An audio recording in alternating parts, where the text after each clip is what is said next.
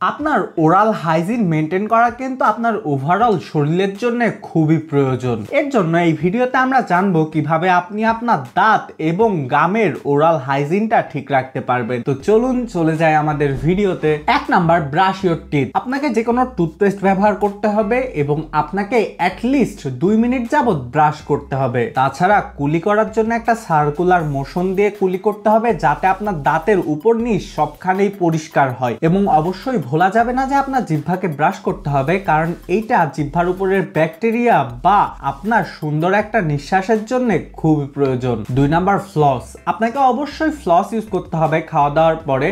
দাঁতের দুই পাশে যদি আপনি ফ্লস ইউজ করেন, দাঁতের ভিতরে যেই জিনিসগুলো আটকায় থাকে সেগুলা কিন্তু বের হয়ে যায়। আর অবশ্যই দেখতে হবে ফ্লসটা যেন আপনার গামের উপরে থাকে। আর চেষ্টা করবেন অ্যান্টিব্যাকটেরিয়াল মাউথওয়াশ ইউজ করার, কারণ এটা আপনার ব্রেথকে ফ্রেশ করে এবং জার্মকে দূর করে। 4 নাম্বার, ড্রিঙ্কিং ওয়াটার। আপনি যদি পর্যাপ্ত পরিমাণ পানি খান, তাইলে খাবারের যে পার্টিকলস আছে এবং ব্যাকটেরিয়া আছে সেটা কিন্তু আপনার পেটের মধ্যে চলে যায়। তাছাড়া এটা স্যালিভা প্রোডাকশনকে বৃদ্ধি করে, যা কিন্তু আপনার ওরাল হেলথের জন্য খুবই গুরুত্বপূর্ণ।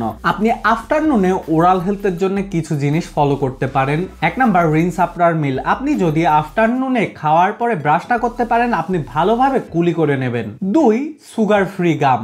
আপনি সুগার ফ্রি যেসব চুইংগাম আছে সেসব চুইংগাম খাওয়ার চেষ্টা করতে পারেন, কারণ চিনি কিন্তু আপনার দাঁতের জন্য খুবই ক্ষতিকর। তাছাড়া এডিশনাল কিছু টিপস আছে। Replace your toothbrush. আপনি চেষ্টা করবেন প্রতি 3-4 মাস পর পর আপনার ব্রাশটাকে চেঞ্জ করার। তাছাড়া আরো চেষ্টা করবেন ইলেকট্রিক টুথব্রাশ ইউজ করার, কারণ এটা দাঁতকে আরো ভালো রাখে। তাছাড়া রেগুলার ডেন্টাল ভিজিট। আপনি প্রতি 6 মাস পর পর ডাক্তারের কাছে যাওয়ার চেষ্টা করবেন। তারা আগেই দেখে বুঝতে পারবে যে আপনার কোনো দাঁতে কোনো সমস্যা হচ্ছে নাকি।